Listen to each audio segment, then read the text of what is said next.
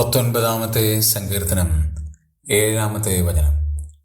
യഹോവയുടെ ന്യായപ്രമാണം തികവുള്ളത്, അത് പ്രാണനെ തണുപ്പിക്കുന്നു. അതിലെ 2-ാമത്തെ പ്രസ്താവനയാണ് ഏറ്റവും അധികം ആകർഷിച്ചത്.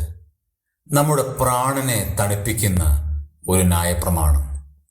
പ്രാണനെ തണുപ്പിക്കുന്നു എന്ന് പറഞ്ഞാൽ നമ്മുടെ ചിന്താഗതികൾക്ക് പരിഹാരം വരുത്തുന്ന ഒരു കർത്താവ്, നാം വ്യാകുലപ്പെടുന്ന കാര്യങ്ങൾക്ക് തണുപ്പ് നൽകുന്ന ഒരു കർത്താവ്, എങ്ങനെ മുമ്പോട്ട് നോക്കും, എങ്ങനെ മുമ്പോട്ട് നയിക്കും, എങ്ങനെ മുമ്പിൽ എന്ന് ചോദിക്കുമ്പോൾ നമ്മുടെ പ്രാണന് തണുപ്പ് നൽകുന്ന ദൈവത്തിൻ്റെ വചനം, അതാണ് നമ്മെ ഇതുവരെയും കൊണ്ടുവന്നത്.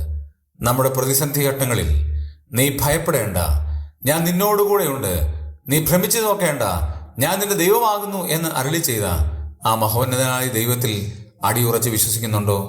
ആ വചനം നമ്മുടെ ജീവിതത്തിൽ ക്രിയ ചെയ്യുവാൻ നമ്മൾ അനുവദിക്കുന്നുണ്ടോ? നമ്മുടെ പ്രാണനെ തണുപ്പിക്കുന്ന ഈ വചനത്തിന്റെ വക്താക്കളായി നമുക്ക് കർത്താവിനോട് ചേർന്ന് ജീവിക്കാം. ദൈവമായ കർത്താവ് അതിന് നമ്മെ സഹായിക്കുമാറാകട്ടെ.